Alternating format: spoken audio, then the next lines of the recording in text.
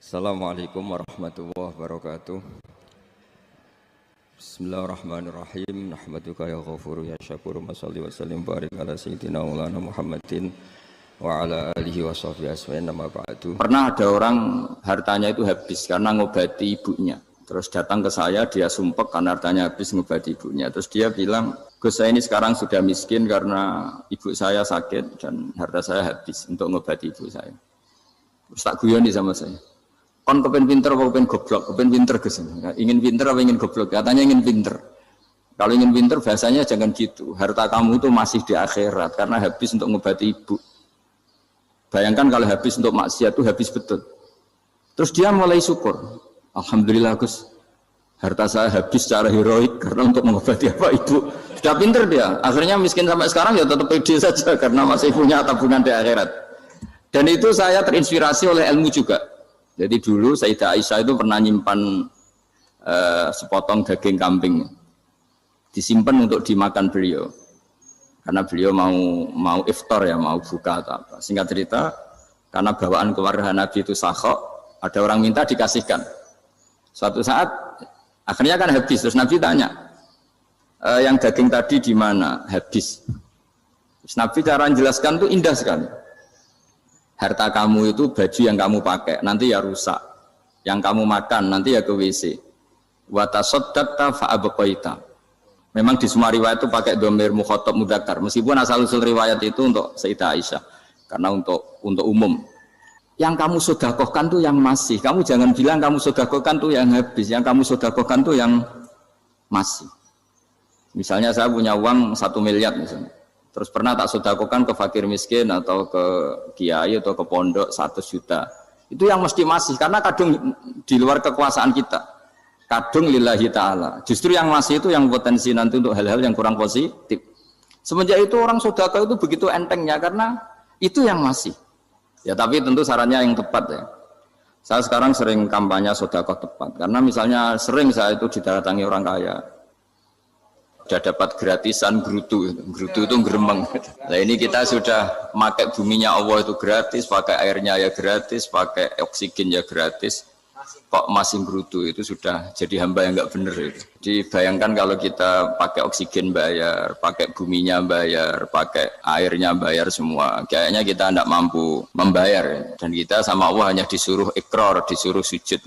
Pentingnya ilmu satu bahwa itu akan menjadikan satu perilaku. Misalnya begini ya, dulu itu kiai-kiai Jawa zaman dulu itu berpatokan karena dulu pemerintahan Hindia Belanda, seorang lagi masih pemerintahan Hindia Belanda. Itu dalil yang sering diutarakan itu sebaik-baiknya umara itu yang datang ke ulama, terus sejelek-jeleknya ulama itu yang datang ke umara. Tapi semenjak pemerintahan Indonesia dan kemudian ditandai beberapa tokoh kayak Gus Wahid putra Kiai Hasyim jadi Menteri Agama, ada Gus Wahib putra Kiai Wahab juga jadi Menteri Agama, ada Kiai Fathur Rahman keluarga Mbah Maimun, keluarga Sarang juga pernah jadi Menteri Agama. Kemudian bersamaan dengan itu dibangunlah satu pegangan ilmu. Pegangan ilmu ini penting karena ini yang mengilhami semua orang Islam, terutama ya utamanya ulamanya. Ada seorang ustadz, seorang guru ngaji yang karena melihat rata-rata penguasa itu zalim ya,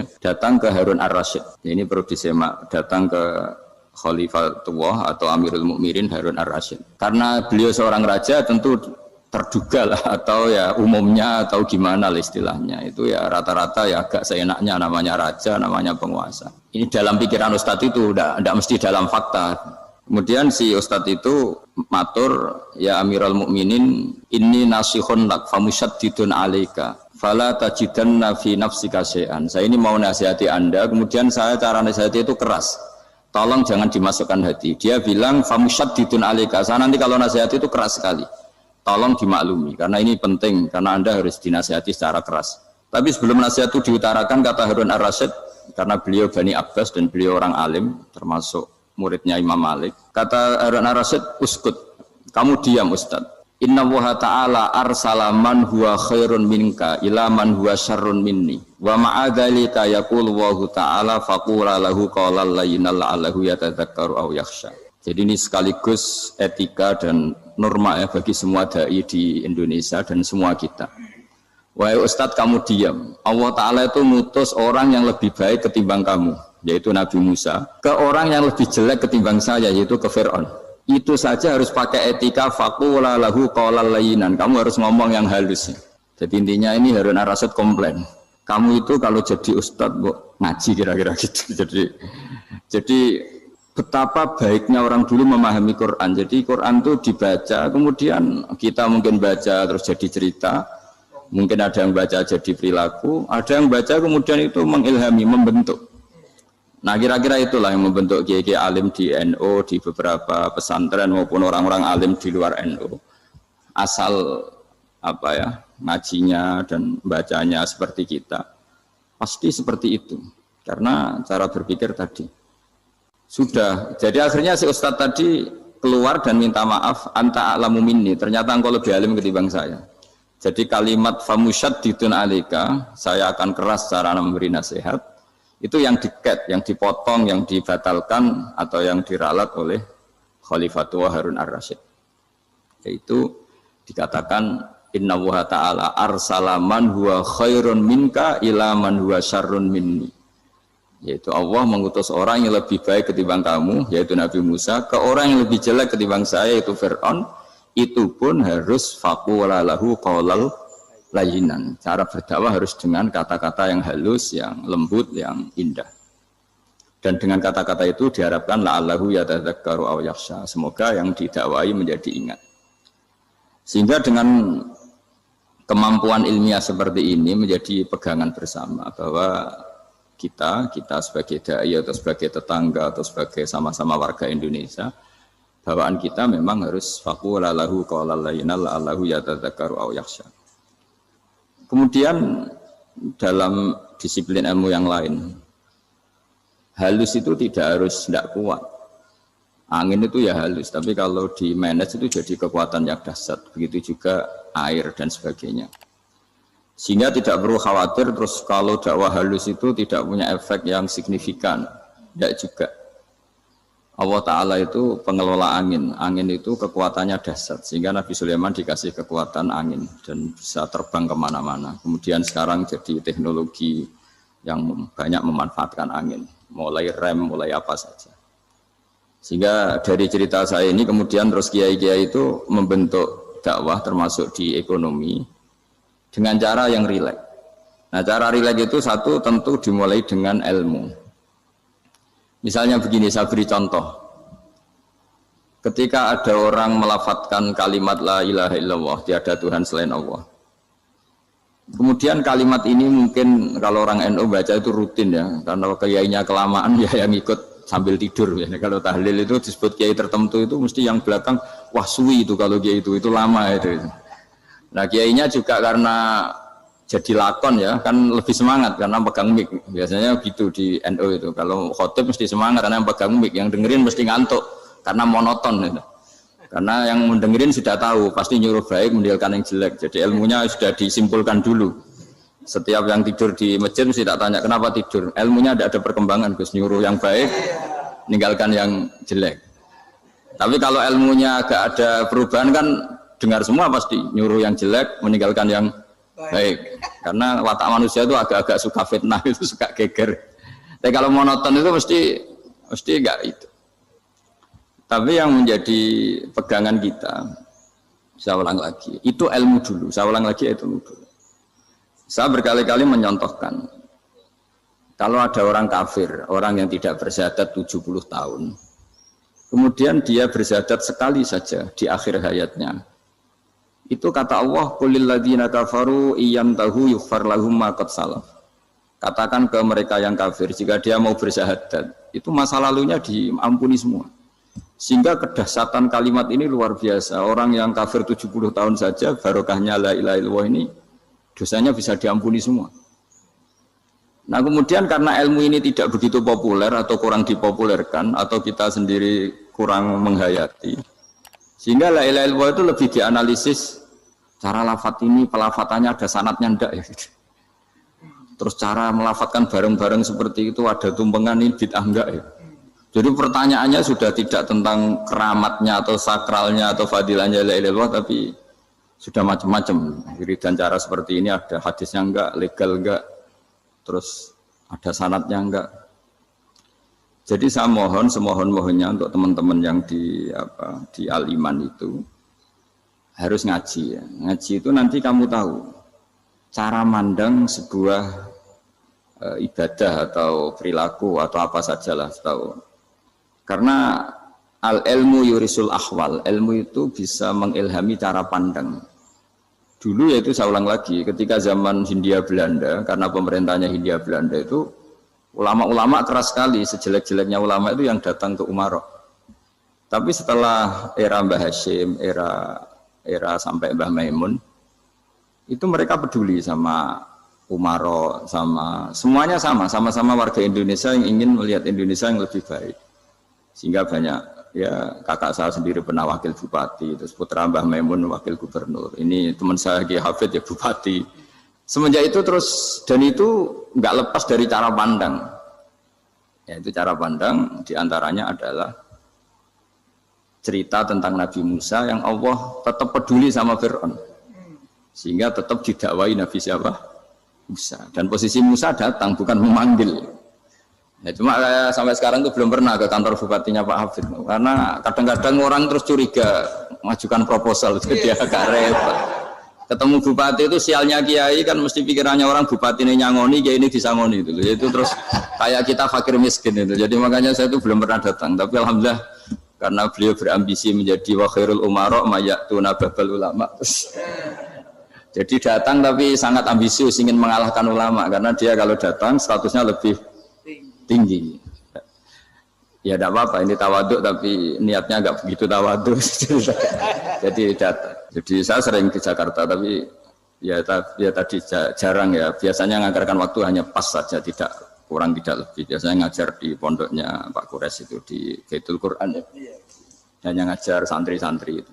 Nah, jadi pemahaman Quran dulu itu kata Imam Ghazali itu membaca Quran itu membaca, bukan bercerita. Kalau kamu membaca seperti ini, kunta qori'an, kamu pembaca. Pembaca itu yang mengambil pelajaran. Tapi kalau kamu hanya cerita, itu namanya kunta hakian. Sebenarnya Anda tidak membaca Quran, tukang cerita. Misalnya tadi, cerita Nabi Musa datang ke Fir'aun. Itu kalau kamu hanya cerita, wah dulu itu ada orang namanya Fir'aun, didakwai Nabi yang namanya Musa. Ya ini namanya tukang cerita. Kalau kamu pembaca tidak gitu. Betapa baiknya Allah, orang sengawur Fir'aun saja inginnya Allah masih ingin diselamatkan dengan mengutus Nabi Musa kekasihnya. Itu namanya kunta qori'an, kamu pembaca betul, bukan kunta hakian, kamu tukang cerita. Begitu juga seterusnya tentang Quran ayat-ayat seterusnya. Sehingga yang diharapkan dari pembacaan Quran itu memang kita sebagai ahli baca, ahli mu'tabir ya, ahli yang ngambil pelajaran, bukan tukang apa? Cerita.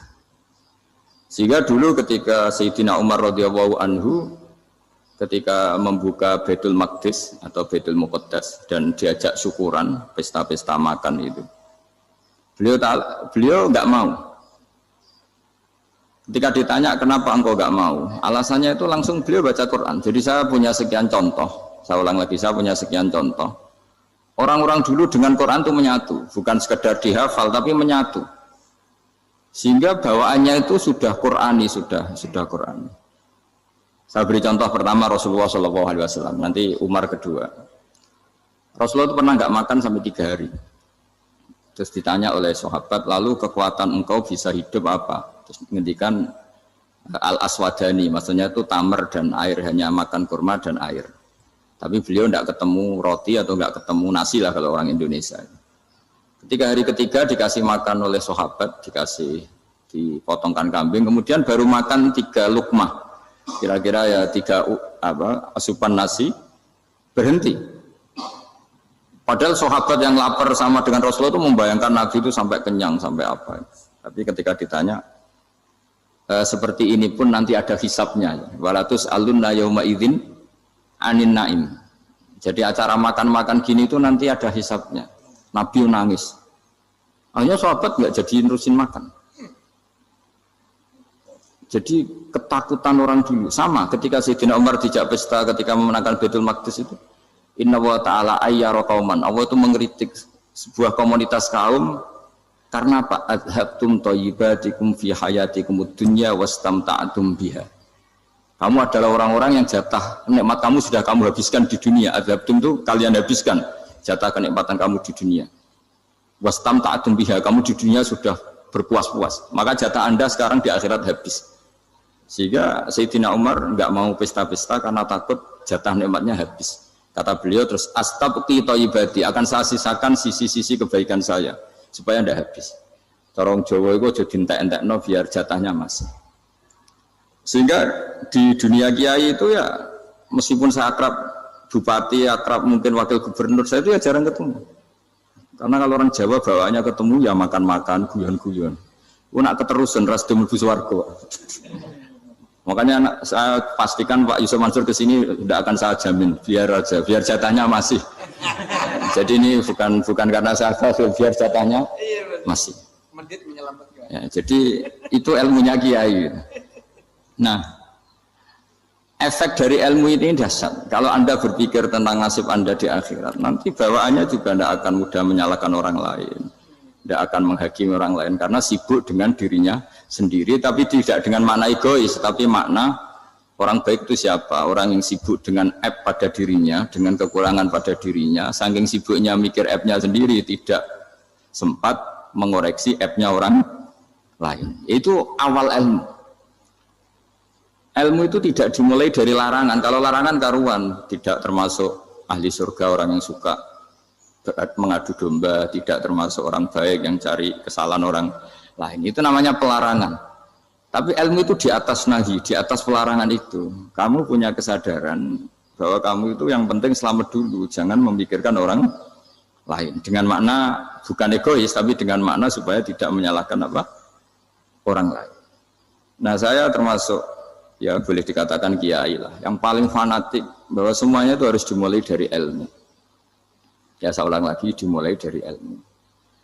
Nah, dari sini kemudian saya berharap Indonesia menjadi damai, menjadi baik. Itu bukan karena kita baik-baik banget, ya tidak mungkin kita ada nabi, tapi karena sudah sibuk dengan memikirkan kesalahan diri sendiri. Sehingga misalnya kita baca Quran, Rabbana zalamna anfusana, lalu kita langsung ingat betapa hubungan kita dengan Allah itu harus ikrar dulu, merasa zalim dulu, merasa salah dulu.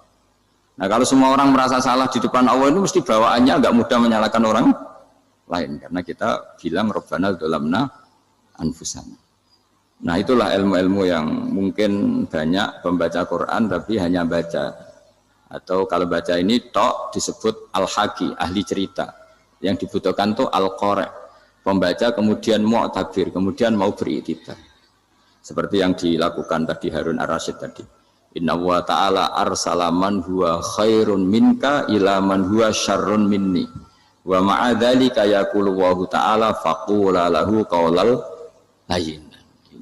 Kamu tidak usah memaksakan musyaddid keras sama saya, karena Allah Ta'ala telah mengutus orang lebih baik ketimbang kamu, yaitu Nabi Musa, ke orang yang lebih jelek ketimbang saya, yaitu Fir'aun. Itu saja harus beretika. Faqula lahu qaulal layyin la'allahu yatadzakkaru aw yakhsha. Dan alhamdulillah bawaan kita sebagai orang timur atau orang Jawa itu kalau mau ngandani orang itu halus sekali. Di antara bentuk kehalusan kata-kata diceritakan di ayat lain. Ketika Nabi Musa ketemu Fir'aun, dawuhnya begini, fakul apa itu yang di juz 30 yang juz 30 ini yang bagian dari, kan tadi hanya fakul lahu qaulal layyinan. Lahu qaulal layyinan itu bentuknya apa? Ya, bentuknya apa? Itu Nabi Musa disuruh ngendikan sama Fir'aun. Apakah kamu mau saya nasihati? Fakul halaka ila antazakka. Halaka itu pilihan, hal itu istifham, laka itu otoritatif. Jadi betapa santonya kalimat itu. Fakul halaka ila antazakka. Jadi kalau dimaknani model Pak Hafid, model saya ngaji di sarang itu, halaka onoto iku kedue sira, berhak bagi kamu, berhak bagi Anda, apakah Anda berhak loh mendapat nasihat supaya Anda jadi orang yang lebih baik. Halaka ila antazakka. Jadi tidak kalimat perintah, tapi kalimat pilihan. Apa engkau mau saya beri nasihat? Wahdiyaka ila rabbika fatakhsha. Dan saya beritahu kamu tentang Tuhan dan kemudian kamu menjadi orang yang baik, fatakhsha, orang yang punya khasyah, punya. Jadi kayak apa kalimatnya itu? Napa jenengan kersa? Itu kalau orang Jogja, orang-orang daerah-daerah yang berada nyugui tamu itu kan ayo makan-makan, itu kan kayak tamunya itu kelaparan. Masa Pak Yusuf Mansur kelaparan? Tidak mungkin kan. Masa Ustadz terkenal kelaparan kan tidak mungkin itu. Monggo, napa jenengan ngersakno? Karena bisa saja tamunya itu tidak kerso, mungkin karena darah tinggi, mungkin karena takut dianggap fakir miskin, macam-macam kan orang enggak. Itu kalimatnya itu halaka ila anta zakka. Kayak apa indahnya dakwah. Halaka ila anta zakka. Itu ada kata laka itu ya terserah jenengan mau enggak? Wa ahdiyaka ila rabbika fatakhsha. Nah, itu yang disebut membaca.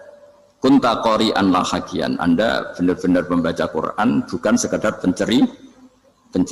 Nah, kemudian ini yang terakhir saya juga baru, sebenarnya saya itu nggak pernah bilang sanggup itu, tapi Pak Ustadz Zakaria itu GR terus. Sampai tadi pagi itu saya belum tahu kalau ada acara ini. Ya karena saya kiai, jadi kalau kiai itu kan ingatnya sama Allah aja. Kalau sama manusia itu rontok-rontok lali gitu. Itu bukan memaksa, ya memang lupa. Sejauh mana sih pentingnya manusia kan tidak penting cara ilmu tasawuf itu. Tapi karena ini titipan Rasulullah SAW terus menjadi penting kan. Dititipi umat ya jenengan itu yang ya sudah ngaji ngatur kiai ribet itu. Kiai ini biasa ngaji kan, kiainya yang ngatur, santri ini enggak. Pak Yai ngaji tanggal ini jam ini. Itu kan mengabaikan semua aktivitas kiai. Padahal jam ini mungkin saya punya jam, mungkin jalan-jalan atau ngaji atau mutolaah atau munajat. Gara-gara Pak Zakaria ini kan terus Mas Tamam ini yang provokasi. Harus ngaji di jam ini, tema ini. Saya itu kalau ngaji ditentukan tema itu, ini memang saya agak keras di bab ini. Itu kayak ibarat gini loh. Saya ini dokter, kemudian ada orang yang sakitnya itu jantung, terus bilang ke saya, Pak dokter sembuhkan kukul saya. Wong penyakit ekstrimnya itu jantung, kok bila disembuhkan apa? Kukul. Kan nggak penting, sembuh tidak sembuh, kukul itu kan nggak penting. Jerawat itu. Kiai itu tahu kesalahan paling fatal manusia itu akidah. Tapi kadang-kadang mintanya ilmu yang tidak akidah, yang nggak penting. Jadi kadang-kadang kiai itu ya digurui betul kalau di Indonesia. Misalnya ini tidak nyindir loh, memang marah betul loh kalau di bab-bab seperti ini. Tapi ini biar jadi ilmu masif, ilmu yang general. Saya ulang lagi ya, Anda jadi dokter, tahu pasien Anda ini penyakit jantung kronis atau sudah fatal lah sudah. Terus orang itu bilang, Pak Yai, itu Pak dokter, tolong obati kulit saya supaya tidak jerawatan. Kamu bilang ini orang aneh enggak? Aneh kan? Nah, kiai juga gitu. Saya sering itu ada orang mau haji gitu, Gus doain saya jadi haji mabrur. Pernah belajar haji Pak? Dereng Gus. Mungkin enggak orang belum belajar nyupir terus kemudian minta didoain, Gus saya mau nyupir doain selamat. Nyupir aja enggak bisa kok minta doa selamat. Harusnya urutannya kan belajar dulu baru minta doa. Tapi kali ini aliman bener ngajaknya akidah dulu, ahli sunnah. Nah itu bener karena akidah itu hal yang prinsip memang harus. Kalau kebetulan enggak bener tak revisi betul. Untungnya kalau temanya bener. Jadi saya mohon ke seluruh orang-orang yang mau ngaji ke kiai itu tema itu biar yang milih kiai supaya tahu prioritas yang harus benahin. Jangan tema yang kita yang milih, jangan-jangan tema yang kita pilih itu tidak mendesak atau tidak penting. Ini bukan apa-apa, ini saking ingin baik saya ya, keinginan baik saya supaya dulu zaman sahabat ya gitu. Kalau ada pertanyaan salah sama Nabi dibenerin, cuma Nabi terlalu bijak, cara benerin tuh enak. Kalau saya karena tidak Nabi saja ya agak-agak kasar kan, kalau tidak Nabi tidak wajib bener terus, yang wajib bener terus itu Nabi. Saya beri contoh ya. Nabi itu ngendikan tentang kiamat, kiamat itu dahsyat, mengerikan gini-gini. Kalau pikirannya orang kampung itu begini, Nabi ini aneh. Cerita kiamat dahsyat tapi nggak ada tanggalnya, nggak ada tahunnya. Harusnya ada dong biar kita bisa persiapan. Sehingga Nabi disomasi di tengah-tengah khutbah itu, ya Rasulullah mata sa'ah. Karena ini orang Bedui, Nabi nggak dengerin, maju ulang lagi. Mata sa'ah ya Rasulullah. Ketika Nabi mengabaikan itu ada dua kelompok sahabat, yang satu bilang lam yasma, Nabi tidak dengar sehingga mengabaikan. Yang kedua bilang sami'a wa kariha, Nabi sebenarnya mendengar tapi tidak berkenan. Tapi diulang lagi ketiganya, ya Rasulullah mata sa'ah. Akhirnya Nabi jawab, mau tidak mau, karena kalau enggak ya namanya orang Bedui ngomong terus. Nabi balik tanya, ya karena cara berpikir dia kalau kiamat itu jelas kapannya kan bisa persiapan itu. Paling enggak pas mau kiamat terus pas ngaji Quran, apa kan bisa persiapan itu. Akhirnya Nabi balik tanya, ma'at tatalah, Kalau kamu berani tanya kiamat, lalu persiapan kamu apa? Ya, terus orang itu bilang masyhur itu, ma'adatullah kabira sholatin wala siyamin wala kadza wa kadza walakinni uhibbuka. Saya sebenarnya tidak punya persiapan ya Rasulullah, cuma persiapan banyak puasa ya enggak, banyak sholat enggak, tapi saya mencintai engkau. Masyhur itu jadi hadis paling legenda, almar'u ma'aman ahabba, sebagian disebut anta ma'aman ahbabta. Ini kata semua sahabat yang di masjid. Si Bedui ini orang paling dibenci sahabat karena mengganggu Nabi saat khutbah, tapi akhirnya ini menjadi orang paling dicintai sahabat karena barokahnya itu hadis itu keluar secara terbuka, almar'u ma'aman ahabba. Sebagian riwayat yuhsyarul mar'u ma'aman ahabba. Nanti orang akan sowan sama Allah bersama orang yang mereka cintai. Nah, itu sahabat-sahabat fama farihu ba'dal Islam farahahum biadal hadis. Mereka tidak pernah senang setelah masuk Islam sesenang hadis ini. Karena kita tidak perlu soleh-soleh banget, cukup nyintai orang apa? Soleh gitu. Makanya saya sekali bilang itu ya, kadang-kadang saya jadi orang alim itu ya rugi. Ruginya tadi. Misalnya untuk menjadi orang alim kan harus hafal Quran, ngaji Bukhari, Muslim, Ikhya. Ternyata pengumuman kedua orang nggak bisa apa-apa. Gelombang kedua para pecinta, waduh, itu kan repot ya. Jadi kita yang jadi orang alim susahnya bukan main, ternyata disaingi pengumuman kedua dan para pecintanya. Wah itu kan akhirnya ketemu orang-orang nggak jelas tadi. Nah itu ya termasuk farah dalam Islam, farhatul aibin. Jadi senang itu di Islam itu ibadah. Ya qul bi fadlillah wa bi rahmati fa bidzalika falyafrahu. Senang itu diperintahkan Allah. Saya itu sering di kamar, kadang itu nyun sewu kayak gatelan gitu, apa itu. Ya agak kukur-kukur terus merengut saja malu. Malu saya itu dilihat Allah kok kayak agak ridho itu malu. Ya kayak tadi lah, kamu dikasih rumah gratis, kemudian pas yang ngasih datang kamu kelihatan cemberut, itu yang ngasih kan mangkel. Sudah dikasih gratis masih cemberut. Sama hubungan kita dengan Allah itu semuanya dikasih gratis. Makanya tabassum, senyum itu ibadah. Kita yang nekuni ilmu hadis, betapa hebatnya Nabi ngendikan, kalau kamu tidak bisa ibadah yang berat-berat, cukup ibadah senyum. Kadang ngendikan tol koti wajin, kamu cukup berwajah yang indah, yang menyenangkan. Tabassum, senyum. Kalau kamu tidak bisa membalas jasanya orang yang ngasih, minimal kamu senyum, minimal kamu kelihatan senang. Gitu. Makanya senang itu sudah ibadah. Dan sekarang orang untuk senang saja susah. Karena bawaannya nuntut orang lain supaya kayak keinginan dia, bawaannya nuntut, ya ribet, kalau gitu ya ribet. Makanya saya bilang al ilmu yurisul ahwal, ilmu itu diperkuat, nanti yurisul ahwal, ilmu itu akan membentuk Anda. Dulu beberapa raja itu ya mau luhur karena jadi raja, punya apa saja. Tapi punya penasihat ulama, itu nasihat itu sederhana. Ada seorang raja tanya ke kiai, gimana dengan semua kerajaan saya? Wah, padahal dia punya apa saja. Jenengan miskin sekali, itu kerajaan seluas ini. Kok bisa aja? Terus ditanya sama si ulama tadi. Andaikan Anda di padang pasir, kemudian kalau tidak minum segelas air itu mati. Apakah Anda akan membeli segelas air ini dengan semua kerajaan Anda? Oh iya, pasti apapun saya lakukan untuk mendapat satu gelas air. Terus la tafrah bimulkin la yusawi syarbatamain. Kamu jangan bangga dengan kerajaan yang nilainya itu enggak sebanding dengan segelas apa? Air. Akhirnya raja itu mikir, saya tidak jadi raja bisa hidup. Tapi kalau enggak minum air mati. Berarti penting satu gelas air. Akhirnya lama-kelamaan ini anggap kerajaan itu biasa, ternyata enggak sepenting segelas air. Ya seperti kita lah, misalnya orang enggak punya alpat itu enggak malu. Tapi kalau nggak punya celana itu malu. Kamu mau punya alpat tapi nggak punya celana? Kan nggak mau. Yaitu ilmu. Ilmu itu yurisul akhwal. Ilmu akan melahirkan satu perilaku. Jadi kalau ilmu Anda mantap, pasti syukurnya juga mantap. Gitu. Ya makanya saya termasuk kiai yang selalu mendorong pentingnya ilmu. Bahkan kata Sufyan Ats-Tsauri ngendikan saking pentingnya ilmu ada kata fa'lam annahu la ilaha illallah. Dimulai kata fa'lam. Dan saking pentingnya ilmu itu setiap nabi itu status permanennya itu hanya satu, mengajar. Rabbana wab'ats fihim rasulam minhum yatlu 'alaihim ayatik, membacakan ayat-ayat Allah sampai wa yu'allimuhumul kitab, mengajarkan kitab wal hikmah. Bahkan Allah sendiri wasofa dzatahul 'aliyah bi annahu al-muallim. Yaitu Allah ngendikan Ar-Rahmanu 'allamal Qur'an. Jadi betapa hebatnya pengajar. Allah sendiri mensifati dirinya itu Ar-Rahmanu 'allamal Qur'an. Allah itu Maha Rahman yang mengajarkan Quran. Di surat Iqra juga disebutkan Iqra wa rabbukal akram alladzi 'allama bil qalam. Jadi Allah mensifati dirinya sebagai pengajar. Kayak apa pentingnya mengajar? Karena al-ilmu yurisul ahwal. Ilmu ini melahirkan satu sikap. Pernah ada orang hartanya itu habis karena ngobati ibunya.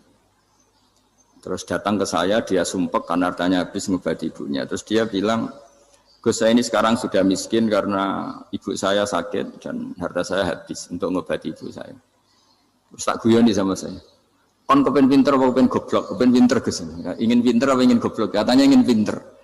Kalau ingin pinter bahasanya jangan gitu. Harta kamu itu masih di akhirat karena habis untuk ngobati ibu. Bayangkan kalau habis untuk maksiat itu habis betul. Terus dia mulai syukur. Alhamdulillah Gus. Harta saya habis secara heroik karena untuk mengobati apa ibu. Sudah pinter dia. Akhirnya miskin sampai sekarang ya tetap pede saja karena masih punya tabungan di akhirat. Dan itu saya terinspirasi oleh ilmu juga. Jadi dulu Sayyidah Aisyah itu pernah nyimpan sepotong daging kambing. Disimpan untuk dimakan beliau. Karena beliau mau iftar ya, mau buka atau apa. Singkat cerita, karena bawaan keluarga Nabi itu sakhok, ada orang minta dikasihkan. Suatu saat akhirnya kan habis, terus Nabi tanya, yang daging tadi di mana? Habis. Terus Nabi cara menjelaskan itu indah sekali. Harta kamu itu baju yang kamu pakai, nanti ya rusak. Yang kamu makan, nanti ya ke WC. Wa tasaddaqta fa abqaita. Memang di semua riwayat itu pakai dhamir mukhatab mudzakkar. Meskipun asal-usul riwayat itu untuk Sayyidah Aisyah, karena untuk umum. Yang kamu sedekahkan tuh yang masih. Kamu jangan bilang kamu sedekahkan tuh yang habis. Yang kamu sedekahkan tuh yang masih. Misalnya saya punya uang 1 miliar misalnya. Terus pernah tak sedekahkan ke fakir miskin atau ke kiai atau ke pondok 100 juta. Itu yang mesti masih karena kadung di luar kekuasaan kita. Kadung lillahi ta'ala. Justru yang masih itu yang potensi nanti untuk hal-hal yang kurang positif. Semenjak itu orang sedekah itu begitu entengnya karena itu yang masih. Ya tapi tentu sarannya yang tepat ya. Saya sekarang sering kampanye sedekah tepat karena misalnya sering saya itu didatangi orang kaya. Gus, saya ini punya uang banyak, ingin punya masjid biar dipakai orang Jumatan. Terus saya bilang, kamu ingin jadi orang baik betul apa baik versi Anda? Baik betul Gus. Tak ajarin mau, gak tersinggung, mau Gus. Kalau Anda bikin masjid di kampung Anda, masjid terbaik di dunia sekalipun, yang bingung saya ahli fikih. Kok bisa? Kan terjadi 2 Jumatan, nanti sahnya yang mana? Kamu enak aja bikin masjid, gak? Kamu bikin masalah baru bagi kiai fikih di daerah kamu. Belum nanti orang terus migrasi ke masjid Anda karena lebih baik, koriknya lebih baik. Kamu membunuh masjid yang lebih tua, itu nggak sopan sekali, masjid itu sudah lebih tua kamu. Akhirnya mikir, nggak usah Gus kalau gitu, sedekah apa saja, yang penting perintah dengan gimana. Ya sudah. Jadi sedekah itu juga harus dibina supaya kalau orang kan bisa saja kan uang 100 juta itu untuk fakir miskin manfaat, ternyata untuk masjid yang sifatnya aksesoris, untuk lampu yang kristal yang mahal-mahal bukan yang pokok. Itu pentingnya ngaji ya. Jadi lagi-lagi al-ilmu yurisul ahwal. Ilmu itu melahirkan satu sikap. Jadi ketika ada masjid baru, kalau orang nggak bisa ngaji fikih, wow ada masjid baru, masjid banyak. Tapi kalau yang ngaji fikih ngerti ini malah ada masalah baru karena ada ta'addud Jumatan. Gimana hukumnya 2 Jumatan dalam kondisi yang tidak mendesak. Makanya sekarang saya baru kampanye itu. Dulu itu kalau ada masjid banyak itu kan faktornya beda ormas. Beda pemahaman atau agak jauh, masih hukum sosial atau bawaan kondisi. Misalnya di dekat UGM itu ada masjid kampung pertama, bawaan masjid karena ada kantor besar atau bawaan ada pabrik besar atau ada sekolahan besar. Tapi sekarang itu ada pertanyaan baru, ada masjid baru karena ada orang kaya ingin bikin masjid, itu gimana itu hukum?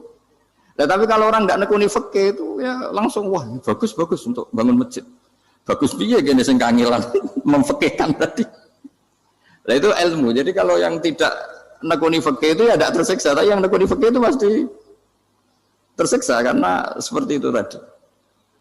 Ya jadi saya mohon di antara cara kita dakwah secara damai itu dimulai dari Rabbana Zolamna Anfusana. Itu dipakai Nabi, di redaksinya digenti Diganti dengan makna supaya kita per individu matur Allah, apa ini zulam tu nafsi zulman kabiron kafiron. Nah bawaannya orang mengaku zalim, mengaku salah itu kan sudah tidak sempat mikir salahnya orang apa lain. Dan dari sini kemudian dia jadi orang yang tawadhu, yang ubudiyah, yang macam-macam. Sehingga Nabi itu bukan dianggap ya, pasti penjelas terbaik. Terus Allah meredaksikan wa ma tuqaddimu li anfusikum min khairin tajiduhu indallah. Apa saja kebaikan yang kamu sudah berikan untuk Allah sampai akhirat itu ya pasti kamu temukan di akhirat. Terus yang terakhir saya beri contoh orang peminta-minta sa'il. Itu Sayyid Ali Zainal Abidin kalau ada orang minta-minta terus dikasih. Misalnya dikasih ya 100.000 atau 50.000 atau 10.000 sesuai kemampuan yang memberi. Itu marhaban biman hamala zadi ilal akhirah. Saya terima kasih ya, gara-gara kamu minta uang saya jelas sudah sampai akhirat. Coba kalau di rumah bisa saja untuk hal yang tidak positif. Jadi bawaannya itu cara pandang itu rubah. Jadi sebenarnya kalau kita ngasih uang di masjid, ngasih kiai atau ngasih fakir miskin, ya uang itu yang masih bukan yang habis. Itu watasodak kata fa'abqaita, yang kamu berikan itu hakikatnya yang masih. Karena sudah ada kamu otak-atik lagi, makanya disebut wakaf. Sebenarnya wakaf itu dulu secara makna lughat, saya ulangi secara lughat. Maknanya itu sudah berhenti, wakafun maknanya berhenti. Nah sedekah itu dari kata sedekah maknanya benar. Orang yang sering sedekah berarti imannya benar. Orang yang uang sudah diberikan berarti dia sudah terputus, wakaf berhenti dari hubungannya dengan dia. Sudah dikasihkan berarti selesai. Sehingga wakaf dan sedekah itu sebenarnya maknanya saling melengkapi. Kemudian orang-orang fikih karena ada disiplin ilmu tertentu, wakaf itu untuk sedekah yang permanen, yang abadi, kemudian sedekah untuk infak. Tapi itu kan hanya istilah-istilah dalam disiplin ilmu. Sebetulnya kalau pakai ilmu yang umum, sedekah ya bisa disebut wakaf, wakaf ya bisa disebut apa? Sedekah. Karena maknanya sedekah itu wakaf. Wakaf itu apa? Qat'u raqabatil malik an hadal mal atau an malih.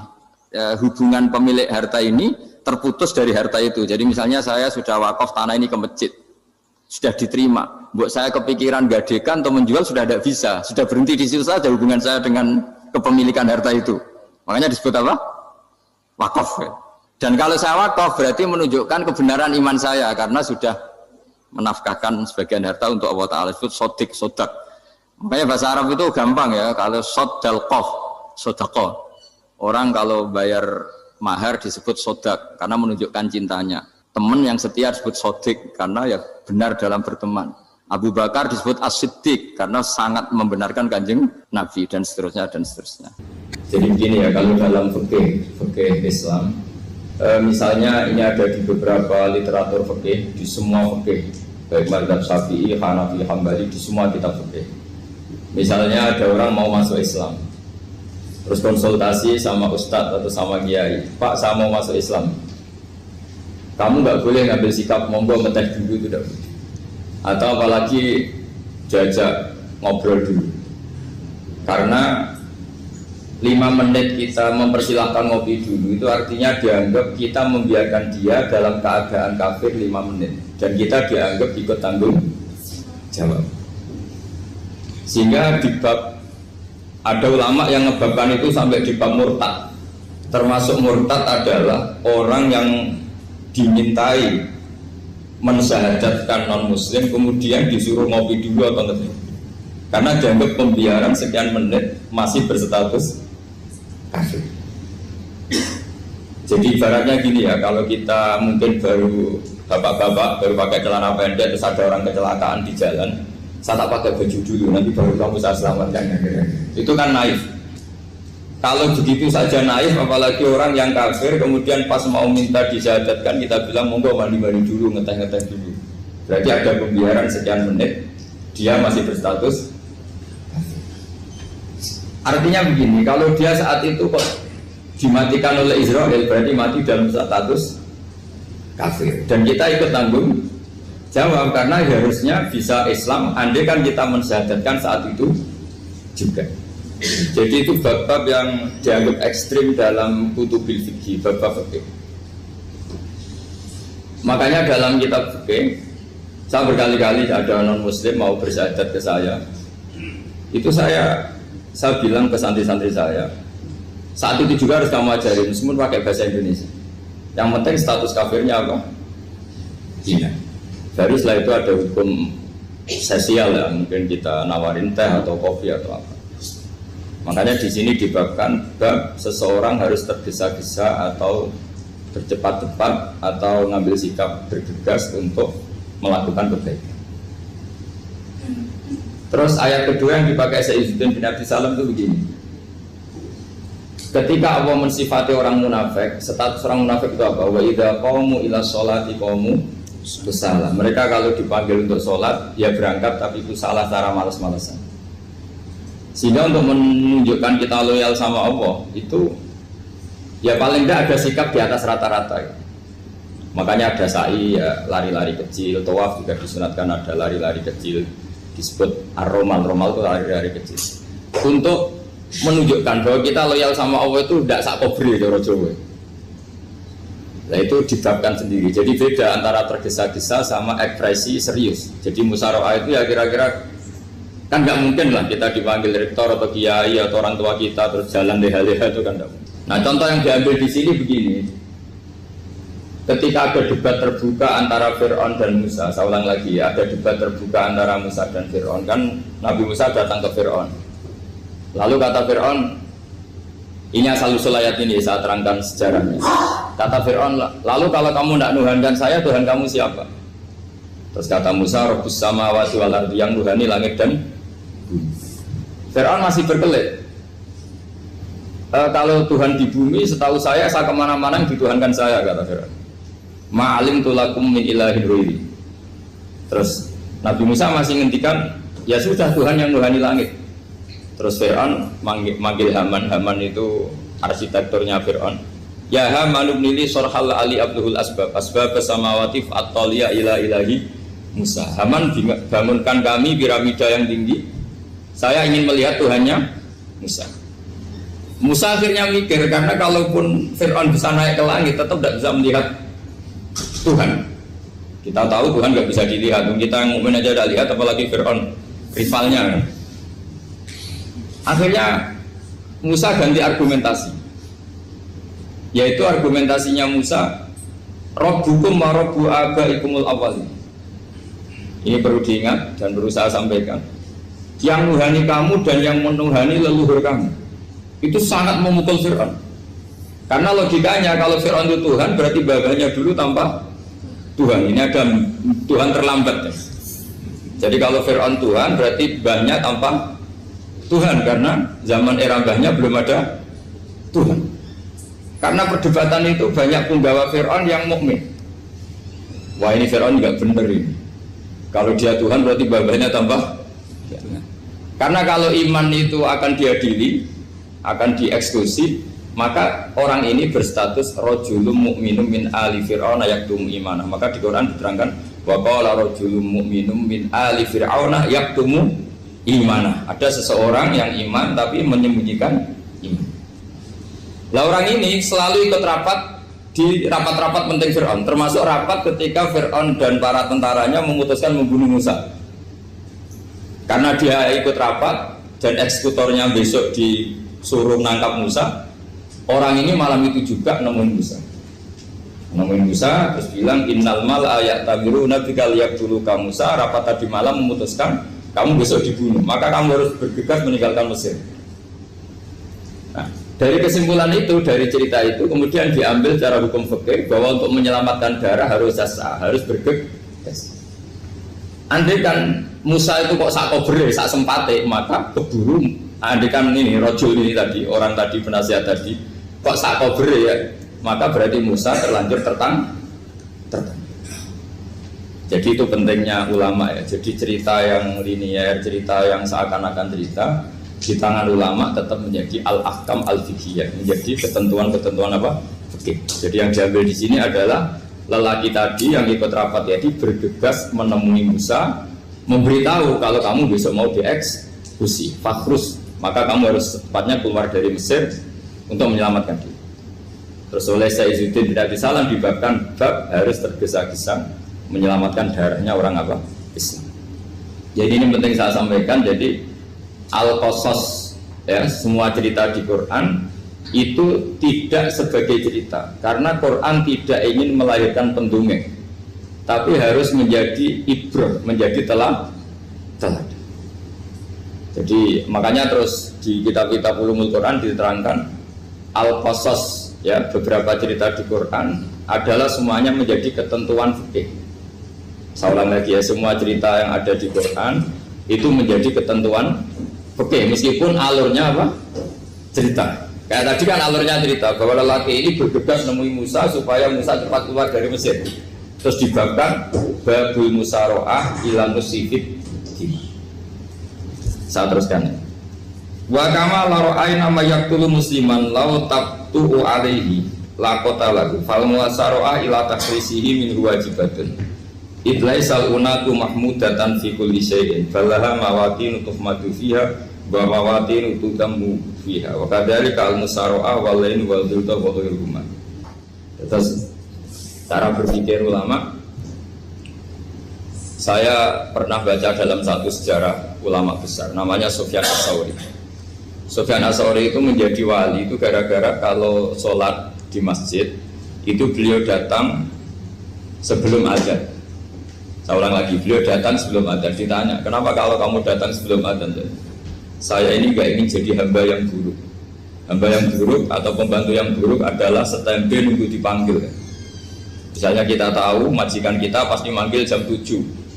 Kemudian jam 7 itu Anda masih ngopi, masih tata-tata, itu kan tidak menghormati majikan. Harusnya kamu setempe di jam yang saat itu pasti majikan Anda memanggil. Kata beliau, saya tidak ingin seperti pembantu yang buruk, datang nunggu apa? Di mana? Jadi itu ada beberapa spirit ya, atau inspirasi dari aturan-aturan mahabbah. Sebab itu ketika Allah kritik orang munafik, wa idza qamu ila sholati qamu kusala, ketika dipanggil sholat mereka datang bermalas-malasan. Karena tidak ada cintanya sama Allah, maka datang berlambat-lambat. Nah, berarti kalau ekspresi cinta mengharuskan kita datang bercepat.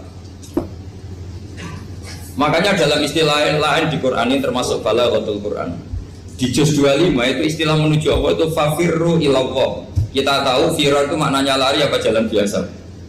Lari. Jadi untuk mengekspresikan mahabbah kita, kangen kita pada Allah, cara bahasa Arab, isak kita, berontok kita sama Allah, tidak diistilahkan jalan tapi fafirru ilallah, harus bergegas berlari.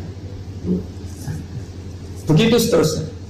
Maka kalau ada orang Islam, terus ini konsekuensi hukum, ada non muslim minta, Pak, saya tolong ajarkan syahadat. Nggak boleh saya bilang gini, monggo ke dalam dulu.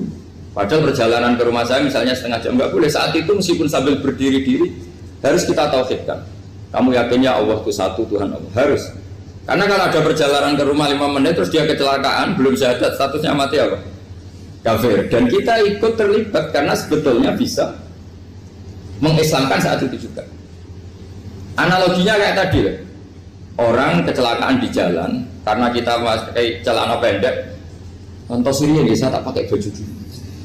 Habis itu diludes truk. Itu kan kita ikut salah karena kita yang punya kesempatan. Tentu yang disalahkan yang punya kesempatan. Karena merubah status dari potensi kelides truk menjadi sama sekali gak potensi kelides truk dengan kita inggirkan, meskipun kita dalam keadaan tidak ideal. Sama. Orang kafir yang mau masuk Islam itu umumnya kiai-kiai kan kadang sebagian disuruh mandi dulu, itu salah sebetulnya. Itu salah sekali. Sangat salah, apalagi nunggu seremonial di masjid, tunggal tokoh-tokoh itu bujutnya salah. Itu gak cuma salah, bujutnya salah. Jadi salah yang akut. Itu salah besar. Kalau seremonial monggo, tapi kalau mengislamkannya harus saat itu. Apalagi seremonial seminggu lagi nunggu tokoh terkenal, nunggu di syuting dulu, wah itu perilaku so, itu bukan mengislamkan itu. Makanya kita yang sebagai peneliti fikih itu kadang itu enggak sreg gitu. Masa mau Islam nunggu di masjid dulu, di syuting dan tokoh-tokoh, itu salah. Itu sama biar kamu lihat orang kecelakaan mau menyelamatkan, ini ada wartawan enggak ya? Minta di syuting dulu sedang mati ini. Jadi kita normal saja dalam Islam, sesuatu yang mendesak, yang emergensi ya perlakuannya harus cepat. Sehingga dibabkan faslun fil musarohah ila musifid fitima. Jadi ada beberapa contoh di Quran memang aturannya seperti itu. Makanya semua redaksi Quran tentang menuju Allah diredakseno fafirru ilah. Makanya di tawaf ada ekspresi romal, jalan agak cepat. Di sa'i juga ada momen-momen kita harus romal, berjalan cepat. Di beberapa aturan juga seperti itu. Ya saya ulang lagi, di beberapa aturan Islam juga seperti itu. Nah sekarang efek di hukum haji. Saya banyak baca literatur haji. Haji dalam aturan Islam itu wujuban tarafiyan, wajib yang tidak langsung mendesak. Kemudian semenjak ada fakta kita harus nunggu, daftar tunggu, itu kita sebagai ahli fikih itu gampang. Misalnya gini, saya umur 20 punya uang, sekarang berapa daftar? 25 juta ya. Saya umur 20 punya uang 25 juta. Saya jomblo misalnya, ya butuh nikah, ya butuh macam-macam. Itu wajib daftar haji apa enggak? Karena kalaupun daftar nunggu 20 tahun. Nah sekarang kalau ada orang umur 50 tahun punya uang 25 juta, menurut Anda wajib daftar saat itu apa enggak? Mau daftar saja bisa game gitu. Jadi kalau misalnya umur 50 ditambah 25 kan 75. Itu kalau orang sumpah sudah cepat mati itu. Maka itu menjadi pertanyaan, apakah fikih ini kita rubah? Karena dulu kan orang itu longgar semua. Karena haji zaman Nabi pun tidak langsung dilakukan saat pertama diwajibkannya haji.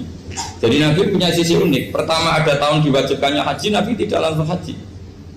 Sebab itu ulama berkesimpulan kalau wajibnya haji tidak langsung. Maka fikih itu memang unik. Sholat juga gitu.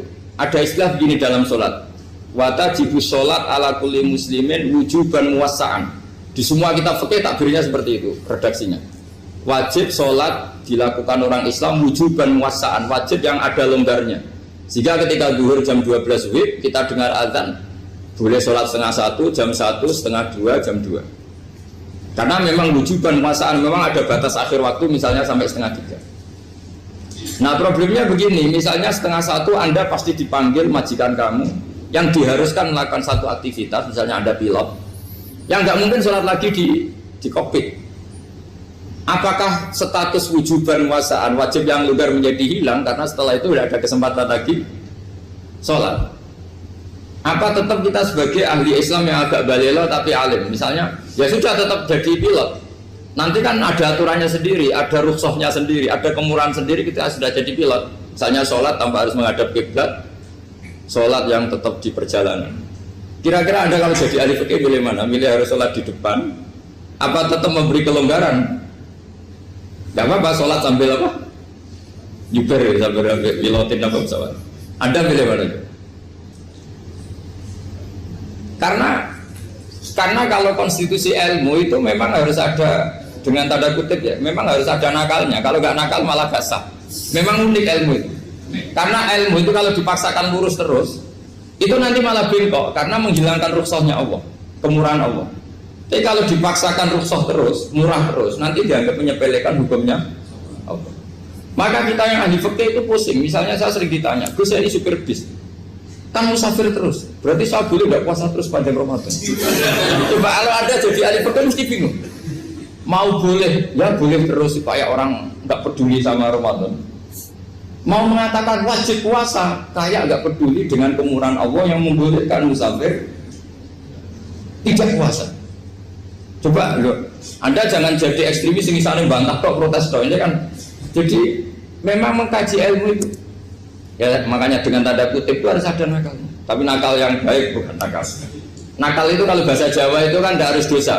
Seperti anak kecil, menek-menek itu, tuh bocah kok nakal. Padahal anak kecil menek itu haram dah. Enggak kan? Malah orang tuanya yang bentak itu yang haram.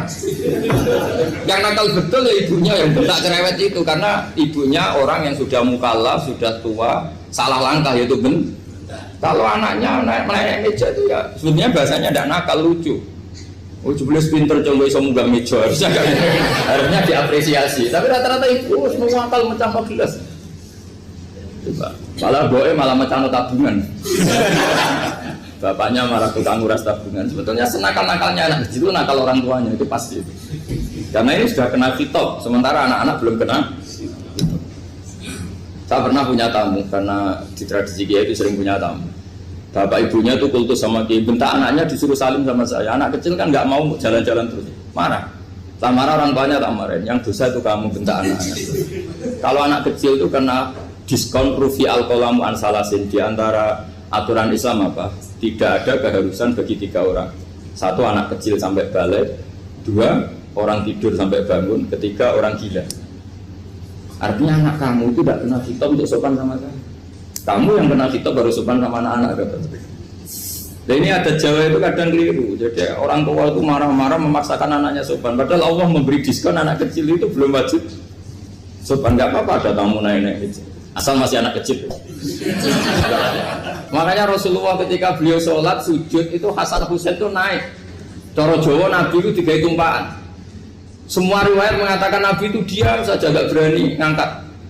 Sampai sahabat itu ada yang ngomong ini Nabi sujud lama sekali ada apa? Jadi kita punya riwayat itu ya baru kayak sahabat yang agak nakal. Semuanya itu sujud, tapi bareng di atas rata-rata ada sahabat yang belakang ngomong. Siapa tuh ini sujudnya kok lama? Barokahnya itu ditemukan riwayat. Oh, ono putune. Karena Hasan itu naik di atas punggungnya apa? Nabi itu andai kan tidak ada yang ngomong riwayat ini tidak ditemukan. Barokahnya ada yang ngomong itu mungkin. Kalau sekarang mungkin semua masjid ngomong karena orang sekarang jarang yang khusyuk. Kalau dulu hanya 1 yang di belakang. Setelah itu Nabi memberi penjelasan, saya tadi sebetulnya harus mengakhiri sujud saya sesuai aturan umum, tapi ada cucu saya tak biarkan sampai dia puas naik punggung saya, sehingga dia turun baru saya naik. Filosofinya apa? Begini, anak kecil 1 tidak kena khitab, 2 jangan sampai sholat itu jadi problem. Kalau Nabi nyentak Hasan, membentak, putu lono bae sholat kok diganggu, maka sholat menjadi trauma. Gara-gara sholat bahasa bentak saya. Lama-lama anak ini trauma dengan sholat karena dianggap problem. Makanya saya termasuk kiai nggak berpendapat anak kecil nggak boleh di masjid. Sering kan anak kecil di masjid ayat khutbah ramai. Saya termasuk setuju tetap boleh. Kalau dibentak di masjid maka dia trauma dengan masjid. Bangsa ke masjid dibentak. Lagi pula kadang-kadang orang tuh gaya-gayaan dok. Wah ramai orang khutbah ramai nih. Padahal kalau nggak diramein anak-anak malah udah tidur. Kita kan nggak bisa menjamin kalau perilaku kita lebih baik gitu. Mendingan kan anak-anak main di masjid dibanding di karaoke kan. Jadi kan, ya ini maksudnya saya, ini fikih ya. Fikih itu wilayahnya, makanya jadi ahli fikih itu susah-susah gampang. Jangan hanya berpikir protes dengan ketentuan fikih, mengkaji yang sebanyak-banyaknya. Itu tadi, misalnya Anda seorang supir permanen, supir bis terutama. Kalau truk kan bisa leha-leha, kalau bis kan apa ada deadline-nya ya waktu. Seperti bis jurusan Surabaya Semarang, saya kan sering naik bis jurusan Surabaya Semarang. Kadang-kadang supirnya melihat saya tanya, Gus saya ini supir. Saya ini Ramadan itu gimana ya? Ya saya sudah ngerti setengah nakal, dan senengnya dijawab rasa poso ya saya tahu. Tapi masalahnya secara fikih kalau kamu mengatakan kamu harus puasa terus, kamu melanggar konstitusi ilmu. Memang musafir punya diskon? Boleh? Tidak puasa. Pertanyaannya, bayarnya kapan? Mau Syawal ya nyupir lagi, Zulhijjah ya nyupir lagi, nanti sampai Ramadan ya. Nah terus ya pas kamu cuti, biasanya cutinya pas sakit, boleh diskon lagi karena sakit. Coba. Nah, andai kan ada jadi ahli fikih milih zaman. Lu kalau orangnya soleh terus kayak ustadz di sini kayak dosen UI kan, masa dosen UI Universitas Islam nggak Islami kan nggak mungkin. Mungkin memilih poso kan. Masalahnya ini kan hukum untuk orang kebanyakan, nggak boleh hukum musuh gak kuat. Sahur jam 3:30, ngombe vitamin, pokoknya harus kuat. Itu tidak hukum, itu saran. Hukum itu beda dengan saran. Hukum itu hanya berpijak musafir itu boleh stop. Kalau saran memang boleh, ya usahakan kamu makan 3:30 pas fit, nyupir. Terus kalau nyupir selesai jam 10, nanti istirahat. Memangnya majikan bisa ngatur jamnya? Itu fikih. Maka menjadi perdebatan. Yang namanya pergi itu apa? Menurut Imam Syafi'i, pergi itu ya dari rumahnya ke tempat yang asing, yang tidak wilayahnya namanya pergi. Menurut Imam Ahmad bin Hanbal enggak. Pergi itu tidak kerja. Jadi orang yang supir, yang seperti itu namanya tidak pergi, tapi kerja. Tanyakan ke publik, misalnya jenengan ke UI, istri kamu atau suami kamu ditanya, istri kamu kemana? Kira-kira jawabnya bilang pergi jalan-jalan apa bilang kerja? Kerja. Makanya kata Imam Ahmad bin Hanbal, mudi musafar atau orang yang berprofesi, yang profesinya memang harus pergi kayak traveling atau supir, maka itu namanya tidak pergi, namanya itu kerja. Karena apa? Sekali distatuskan pergi, maka ikut status yang dikatakan Allah dan Rasul, dapat diskon, boleh tidak puasa. Maka terus kita debat tentang definisi. Nah, definisi ini penting karena yang menjadikan hukum rubah itu definisi. Misalnya gini, mbak ini ngaji saya. Statusnya kalau pakai status saya ajnabi, orang lain bapak ajnabiyah, maka hukumnya saya melihat bapak ini haram karena statusnya ajnabi melihat ajnabiyah yang tidak mahram. Tapi kalau di fikih itu ada statusnya. Antara lelaki boleh muwajahah sama perempuan adalah satu untuk belajar, dua untuk muamalah, tiga untuk kesaksian, empat untuk pengobatan. Itu kan ada pengecualian.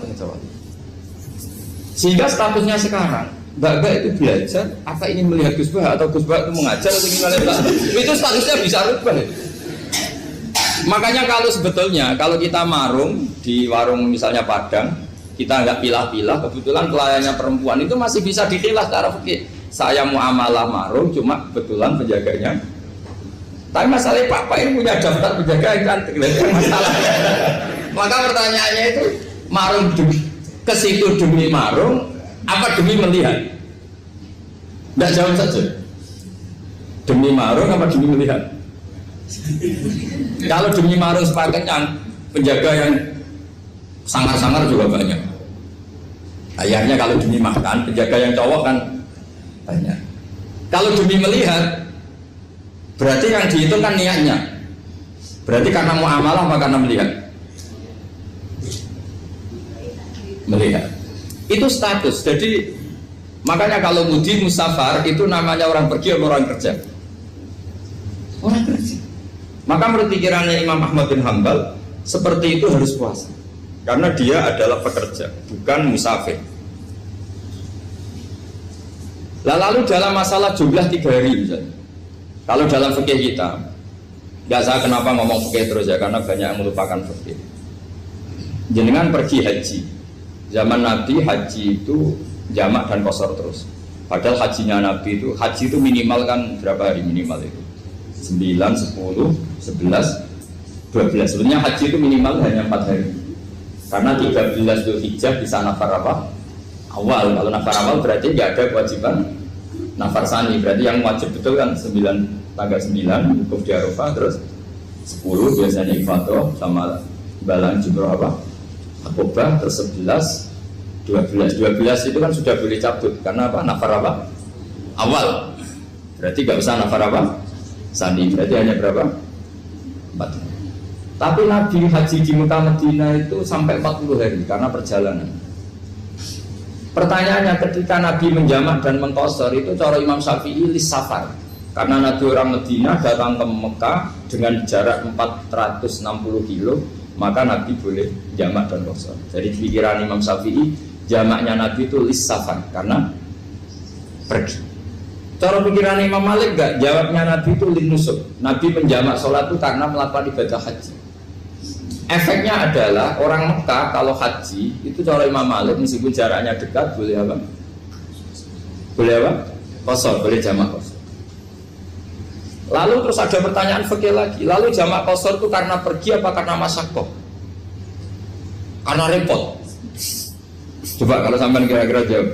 Misalnya kita orang kaya bawa uang 1 miliar naiknya Alphard, ada supirnya, ada ajudannya, pergi di jarak 100 kilo.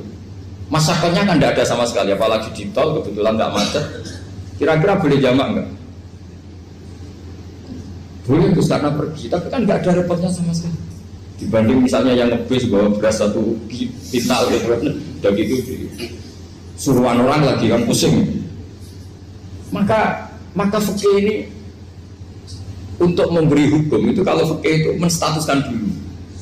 Ini orang boleh jamak itu karena masyaqqah apa karena safar. Lalu kalau setelah karena safar itu karena jaraknya apa tingkat masyaqqahnya. Kalau karena jaraknya ya tidak juga. Tidak juga gini maksudnya. Mungkin Anda tidak pernah terpikir begini. Kalau saya mau ke Jakarta, kemudian sampai Purworejo itu sudah waktu zuhur. Saya boleh nggak zuhur di situ sama masak? Boleh kan? Padahal perjalanan saya belum capai. Hanya nunggu boleh jamak itu setelah kita menempuh jarak itu apa menuju, sedang menuju dan niat. Sedang menuju dan niat. Misalnya saya mau ke Jakarta, saya orang Sleman mau ke Jakarta, itu sampai mana itu Magelang itu sudah boleh jamak kan? Boleh nggak? Boleh karena saya mau ke. Nah pertanyaan secara fikih mungkin ada tidak terlintas. Ternyata ditelepon sama istrinya nggak jadi pergi. Padahal sholatnya kadung di jamak duhur dan asar. Apakah setelah di rumah sholat lagi? Tapi nggak pernah mikir gitu. Jadi orang fikih itu sudah pusing, makanya jangan diprotes terus. Kita ini sudah pusing. Ya orang itu enak aja protes terus. Nggak perlu didengar, nanti wajib sholat lagi enggak? Dia bolehnya jamak kan berdasar berstatus musafir. Ternyata selama Magelang ditelepon istrinya nggak jadi. Dia kadung sholat duhur dan asar. Setelah pulang masih jam 1. Terus ada asar, wah sholat. Kalau menurut Anda sholat lagi apa enggak? Jangan saran. Kalau saran, wah sebaiknya sholat lagi itu tidak hukum, itu saran itu namanya. Saran dengan hukum beda. Sholat lagi beda. Ketika ada jabah itu berdasar malas atau berdasar hukum? Apa? Nah kalau Anda sholat lagi, pertanyaannya gini, Allah itu tidak punya tradisi mewajibkan 2 kali. Pertanyaan fikihnya mesti gitu. Dan saat Anda di Magelang menjamak itu melakukan sesuatu yang disahkan oleh agama.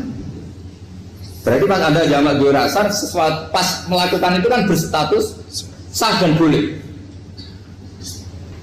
Meskipun setelah itu ada masalah, istri kamu nelpon terus pulang. Tapi pas itu kan sudah dinyatakan oleh malaikat sah, Anda sudah duhur dan asar. Kalau melihat itu tidak wajib mengulang. Tapi bisa saja malaikat ada yang usil. Itu sah karena Anda berstatus musafir. Berhubung status Anda hilang, maka poin Anda sudah sholat juga hilang. Kamu milih fikih yang mana? Jadi peneliti fikih itu beda dengan orang-orang yang dengarin protes. Beda karena nengkuni itu beda karena ada konsekuensinya. Makanya fikih itu sampai saya punya kitab fikih itu dikarang satu orang itu jumlahnya 20 jilid, per jilid itu segini. Jadi satu meja ini dikarang satu orang. Itu mulai yang presisi, yang detail sampai yang khayal. Yang khayal juga ada. Yang khayal itu tadi beliau banyak mengkhayalkan diri. Suatu saat Anda datang ke Mekah itu hanya butuh waktu 20 menit. Zaman itu belum ada pesawat. Lalu boleh gak jamak, boleh gak nakal. Nakal itu begini.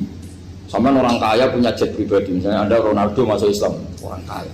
Itu bisa gak puasa. Karena begini.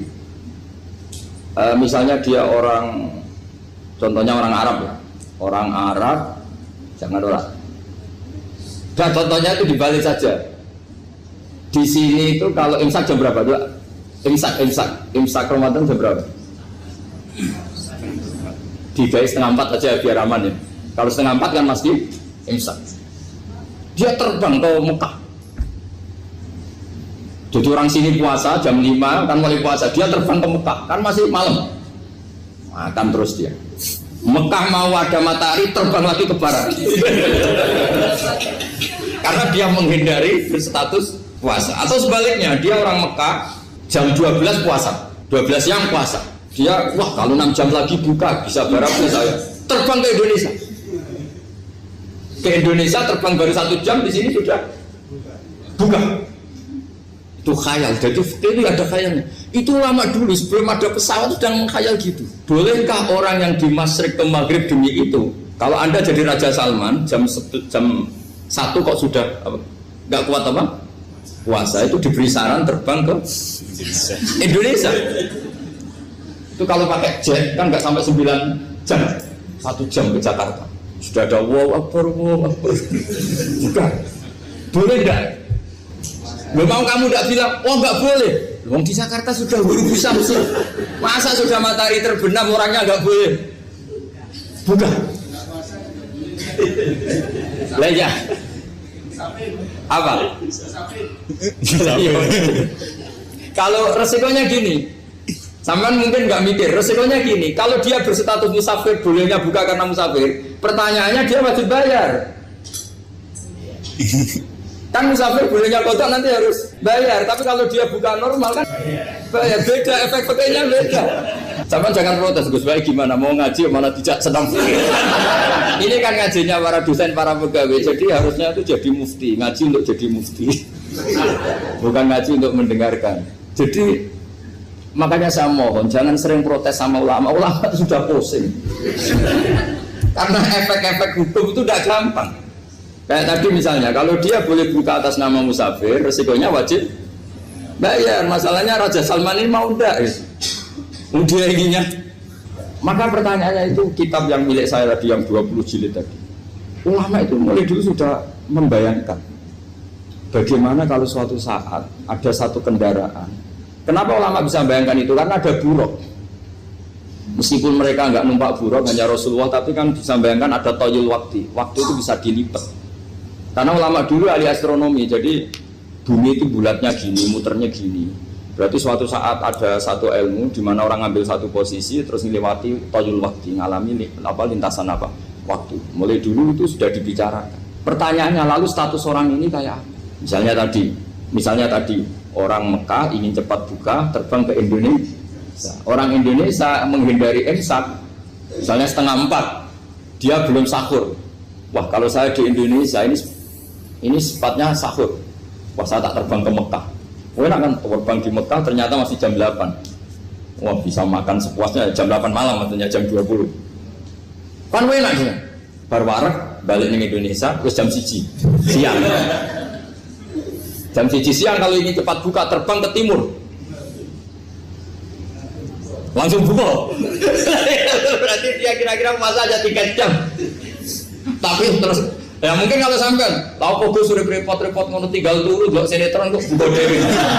Itu tidak hukum, saran itu namanya apa? Kalau hukum tetap tadi yang dikatakan puasa adalah imsak, mulai jam imsak sampai ghurubus.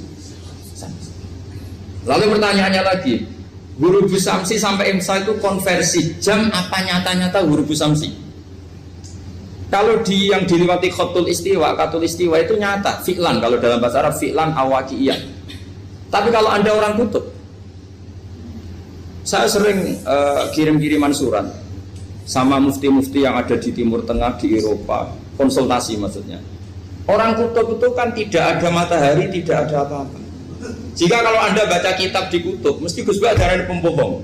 Misalnya orang kutub ngaji saya, kamu harus subuh sebelum matahari terbit. Sekali matahari terbit, waktunya hilang. Duhur setelah matahari agak ke barat. Asar kalau matahari terbenam, hilang waktunya. Terus mereka mesti bilang, mataharinya di mana? Maka pertanyaannya, boleh gak mengkonversi waktu untuk orang kutub? Jadi misalnya pola umum subuh jam 4:30. Berarti antara subuh dan qadha itu 1,5 jam. Subuh sama zuhur polanya berapa berarti? Kalau 4:30 sampai jam 12 itu 6 sama 7,5. Berarti ya kira-kira habis subuh nunggu 7,5 jam baru zuhur, nunggu 3 jam baru asar, nunggu 3 jam baru maghrib. Berarti waktu puasa kira-kira antara jam 4 sampai jam 6. Berarti berapa jam itu? 12 sama 2 14 jam. Oke, berarti orang kutub harus puasa 14 jam. Tidak bergantung waktu mata. Tapi ada lagi pertanyaan lucunya gini, lalu 14 jam Gus itu dimulai dari mana? Apa asal 14 jam? Apa harus ada konsensus setarnya? Masih ada PR lagi. Menurut kamu gimana? Ada konsensus setarnya dimulai jam 4 dini hari. Apa asal jumlahnya? Imsak 14 jam. Mikir lagi ya. Itu di Denmark itu ada satu musim di mana siang terus sampai sekian bulan. Siang terus sampai orang sana itu capek. Kenapa ada siang terus? Logikanya kan tadi bumi itu bulat-bulat. Saya juga belajar bala astronomi. Kalau tepaan kamu di sisi yang barat agak utara atau agak selatan, matahari ini ngentrong terus. Sehingga bumi mulak malik ya kamu kesentron terus karena kita ini kan tepaan di katulis istiwa, di khotul istiwa. Sebenarnya katulis istiwa itu bahasa Arab dari kata khotul istiwa, khotul itu garis, istiwa itu tengah. Islam itu oleh Allah memang dipilih di tempat paling top yaitu Mekah. Mekah Ka'bah itu suratul ardi. Jadi sebelum ditemukan ilmu astronomi itu Nabi sudah ngendikan Al-Ka'bah suratul ardi. Ka'bah itu pusarnya bumi. Sehingga di Ka'bah itu satu-satunya area yang terbebas dari medan magnetis. Karena dari utara dan selatan benar-benar di tengah. Maka potensi jam paling akurat di dunia itu hanya jam yang di Mekah itu. Karena apapun akuratnya teknologi di Amerika atau Jerman, karena jam itu dari logam tetap ketarik medan magnetis, entah berapa 00, tetap kena. Misalnya jam di Jerman lebih dekat mana kalau Jerman? Mesti ketarik medan magnetis, entah berapa kadarnya. Karena materi jam dari logam. Sementara di Mekah karena di tengah itu terbebas dari medan magnetis. Nah, sehingga yang segaris dengan Mekah kayak Indonesia itu semuanya khotul istiwa. Nah kalau khotul istiwa normal itu artinya ya 12 siang secara umum ya 12. Sehingga ulama Indonesia kalau ngaji itu lebih gampang, lebih tidak dianggap bohong. Karena ya ada terbitnya matahari, ada zawalus syamsi, ada wurudus syamsi. Coba kalau kitab itu Anda baca di kutub utara sama kutub selatan, murid kamu bingung semua. Ini gimana Ustadz, tidak ada matahari kok semuanya diukur pakai matahari. Lalu pertanyaannya dikonversi kan? Pertanyaannya kalau dikonversi pakai apa? Asal 14 jam, apa harus sepakat dimulai jam berapa? Milih mana? Milih sepakat. Pertanyaannya kalau sepakat, ukurannya siapa yang jadi ahlul halli wal aqdi?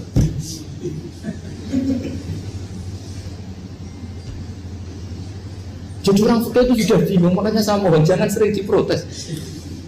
Saya pernah ketemu ulama, saya kan sering ikut komunitas di New York, itu andaikan tidur, itu pas persis Ka'bah. Jadi buminya itu kalau tidur pas persis Ka'bah. Lalu pertanyaannya, ada kiblat tidak di sana? Ya bumi kan gini ya, kalau dalam bahasa falak itu ada rubuk namanya. Rubuk itu bumi yang sewaktu itu hanya yang seperempat. Ya bumi yang sewaktu itu hanya seperempat. Jadi kita sekarang siang, berarti yang baru siang hanya seperempat bumi. Nanti yang malam ya hanya seperempat bumi.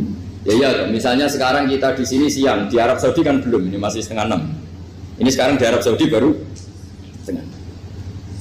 Lah itu ada daerah di mana dengan Ka'bah itu pas atas sama bawah. Harusnya kan bebas arah. Apa? Bebas arah. Lalu orang sana sholatnya itu menghadap kemana? Pernah ulama New York itu minta fatwa ke Rabitatul Alam Al-Islami. Lalu kita harus menghadap kemana? Makanya dalam dunia anekdot ulama itu ada anekdot Abu Nawas itu orang yang nggak pernah kalah debat. Dia itu terkenal nggak pernah kalah debat.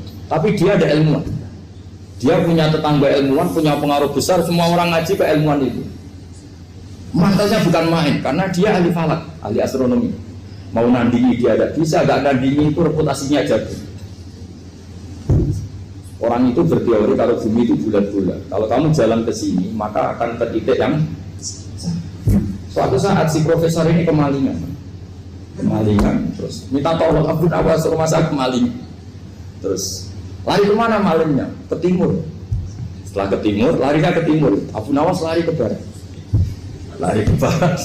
Terus ditanya, sudah tak bilangin malingnya lari ke timur kok kamu lari ke barat? Nanti ketemu di titik yang sama. Sementara itu profesornya mangkel. Oh kamu nyindir. Artinya Abu Nawas gak terima. Teori anda itu gak bisa. Secara keilmuan benar, tapi secara faktual gak boleh. Berarti kalau ada orang ngejar istrinya lari ke timur, dia harus tetap ke barat. Nanti ketemu di titik yang sama. Jadi malingnya tuh lari ke timur, Abu Nawas ngejar ke barat. Ketika ditanya profesornya, sudah bilangin malingnya tuh lari ke timur, kenapa ada ke barat? Kata anda nanti ketemu di titik yang sama karena bumi bulat-bulat. Nah pertanyaannya gini, lalu kalau yang segaris itu ada arah enggak? Kayak New York tadi. Menurut kamu tetap berkiblat apa enggak usah? Loh kalau yang rubuk jelas. Mungkin kalau rukuk begini loh, misalnya begini, terus kamus di sini sama sini kan masih ada arah, tapi kalau sini sama sini masih bisa berbelat. Sama tidak usah protes, orang fikih sudah pusing, tidak usah diprotes, karena yang dipikir itu macam-macam. Nah ya makanya ini kan, ini mengkaji ya, saya mohon ya kayak tadi ini mengkaji, saya mohon saya cukupkan sekian, sementing apa ya kita ada respeknya lah sama ulama. Jadi ulama itu susah, mikirnya susah, harus tanggung jawab di depan Allah, di dunia diprotes terus. Ini mungkin yang bawa kitab ikutnya halaman 293 ya. Itu yang mungkin nanti bisa dikopi sama yang nggak punya tag. Yang nggak punya tag mengkopi sama yang punya. Di sini diantaranya itu ada bab faslun fi dzikri rajul manaqiba nafsi. Bab seseorang boleh menyebut kelebihannya sendiri. Asal niatnya tidak riya. Di sini dicontohkan tadi Bapak siapa namanya? Samsul. Pak Samsul ya. Di sini diceritakan ketika mau masa paceklik, saya ulang lagi masa paceklik, itu Nabi Yusuf karena merasa amanah dan merasa punya kemampuan mengelola ketahanan pangan, beliau bilang ke rajanya, qala ij'alni ala khazainil ardi inni hafizun alim. Raja, jadikan kami pengatur ketahanan pangan karena ini hafizun alimnya dan saya terpercaya. Hanya Nabi Yusuf seorang nabi tentu panutan, beliau menonjolkan kemampuannya itu boleh asal untuk kemaslahatan. Misalnya ada orang Islam sakit atau kiai sakit dengan dokter, bilang saja saya dokter biasa yang nangani. Itu boleh karena motivasi Anda dalam menyelamatkan Pak Kiai tadi atau orang yang sakit, bukan motivasi Anda adalah hadun nafsi, misalnya kalau dalam bahasa keinginan apa? Pribadi. Jadi itu boleh. Saleh ke sholat ngerasa ya Allah kula pun sholat jenengan tampi. Kula pun zakat jenengan tampi. Sing mari muni kula sing mari rawan kira ikhlas. Mbok sekali-kali mulane jari hikam. Masalah utamanya kita ora eling pangeran, eling hadzun nafsi. Jajal elingem dimulai kok pangeran, terus ape ra ikhlas wae. Ya Allah jenengan nekdir kula saged salat. Jenengan nekdir kula purun zakat. Muni alhamdulillah, alhamdulillah Gusti kok saged zakat. Wis gak kepikiran kepengin dimatur nuni kepengin entuk swarga. Tapi nek cara ngomong muni kula tak kei zakat jemlete aku. Aku sholat bolak-balik rezeki tetep seret. Cuma berkula rawan kakean nuntut. Nggih mboten. Aku ndonga-ndonga oleh Gus tetep ae tokoku bangkrut. Muni kula marai masalah. Mergo mari roh hadun nafs. Cara bahasa sing rohi sampean mari ujub muni kula mari napa? Jajal sampean pertama nyebut kok kata Allah. Alhamdulillah Gus kula diparingi Allah utawa Allah maringi kula ngeten. Maringi arta kula kathah. Ya Allah nyukani kula taufik purun zakat. Wis ora kepikiran apa udah tapi. Nggih. Mergo kebesaran Allah ini akan melumat ujube sampai ya.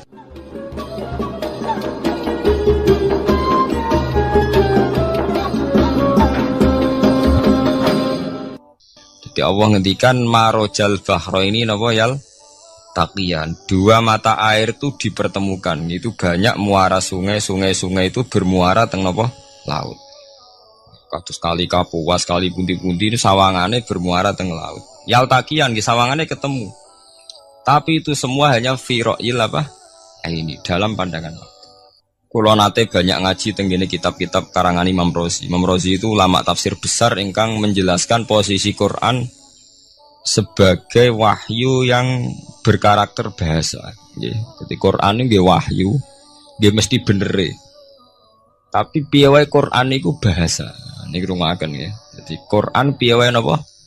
Bahasa. Jadi mungkin sampean gak kaget. Mungkin sampean gak kaget wong imane sampean ikan mokong, ora wati paham lah iman napa? Mokong. Tapi kok anak putune sampean kok iso janggal mbek Quran. Nak generasine kula jenengan ra iso jawab, ku anak putune jenengan wis ra iman mbek Quran. Iman raturan, jadi gak diilmiah. Contohnya ngeten nggih. Ketika banyak ilmuwan itu bisa dari orang Islam piyambak, dari orang Barat, baik itu sekuler, orientalis, Kristen, Katolik, macam-macam. Ketika banyak ilmuwan itu penemuannya lebih diakui secara ilmiah ketimbang tulisan-tulisan agama, itu kan menimbulkan keguncangan. Ndadekno iman iku oleh. Misalnya ngeten sing terkenal. Mungkin jenengan sering pireng. Nabi nate dawuh bulan itu ning langit ketiga. Nah, srengenge ning langit keberapa? Engko terus terakhir langit terakhir itu sing digoni Jibril. Oke. Terus ketika wonten berita bahwa para NASA Amerika itu bisa naik bulan. Rata-rata kiai desa dulu gak percaya. Nabi Muhammad sing nabi nak munggah ning gone bulan tak tok pamit mbek Jibril ngono ae ora mesti dibukakno. Dibukakno ngenteni diintegrasi. Saiki sapa Muhammad? Muhammad wis sapa Jibril bukakno. Itu satu contoh. Kula dek dalu ngaji kalian santri-santri, kula terangaken. Jadi masalah utama umat Islam itu antara lafadz ngene iku lugat. Iku terus diimani nganggo karpe dhewe. Lha iku sing dadi masalah utama. Lugat ya bahasa itu diimani menurut karpe dhewe, ora menurut karpe ilmiah. Contohnya gampang kan. Sampean bayangno langit itu apa? Langit itu satu wilayah, satu area sing digoni malaikat, satu area yang tidak tersentuh. Kamane bayangno langit itu satu area yang tidak tersentuh. Sehingga ana kabar nak bulan ning langit ketiga kok trimo menungso tok bulan terus sampean ora percaya. Gue dianggap masuk wilayah sing wis wilayah Jibril. Padahal tidak begitu. Masalah istilah sama itu istilah lughat. Terus Imam Razi menjawab sama itu istilah lughat. Jadi sesuatu yang tidak bumi ini itu namanya sama. Sesuatu yang tidak bumi ini namanya sama. Sampeyan sing nate kaji sing numpak pesawat. Kulo nggih nate numpak pesawat sing jarak-jarak jauh. Sampeyan ndelok dhuwur nggih langit. Ngisor nggih napa? Langit. Sampeyan nak buka teng pesawat king jendela. Delok ngisor ngeten nggih langit, delok dhuwur nggih napa? Langit. Sebab itu istilah langit itu hanya untuk menunjuk, istilah sama itu hanya menunjuk sesuatu yang tidak bumi. Terus Imam Razi mencontohkan Allah dawuh alam taro kaifa daraballahu masalan kalimatan kasajaratin apa thayyibatin asluha sabitun fil ardi wa far'uha apa fis sama. Okay. Asluha sabitun apa fil ardi wa far'uha apa fis sama. Kalimat thayyibah iku kaya wit sing thayyibah. Jadi ku wit kurma. Asluha sabitun fil ardi. Akare wit kurma menghunjam ning bumi. Wa far'uha fis sama. Cabang-cabangnya utawa dahane fis sama. Ya artinya kan sederhana loh nggih. Wit kurma ku dahane fis sama. Sama artinya mosok koyo bayangane sampean sesuatu yang bener-bener gak tersentuh. Wong dahane wit kurma fis sama. Jadi kasajaratin apa? Thayyibatin asluha sabitun fil ardi wa far'uha apa? Fis sama. Sama to mriku mosok artine lemu angit sing enggak terjangkau. Wong artine kaya wit kurma sing akare menghujam ning bumi wa far'uha apa? Fis sama. Dahan-dahane utawa cabange fis sama.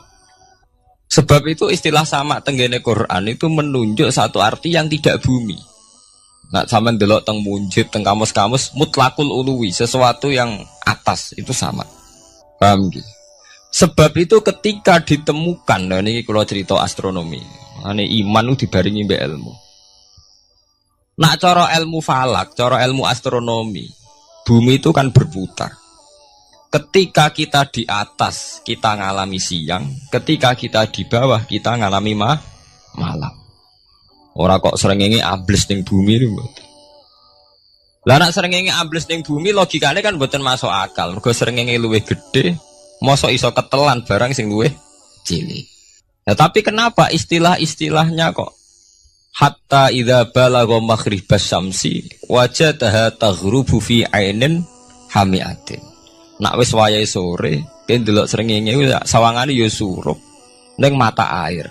Angger sore sampean delok nang gunung, nggih. Nak sore sampean teng gunung, sampean delok srengenge ya sawangane ambles teng laut. Wajadaha taghrubu fi ainin hamiyah. Lah itu jalan keluarnya apa ya? Kayak Imam Suyuti ini fi ra'yil aini sawangane.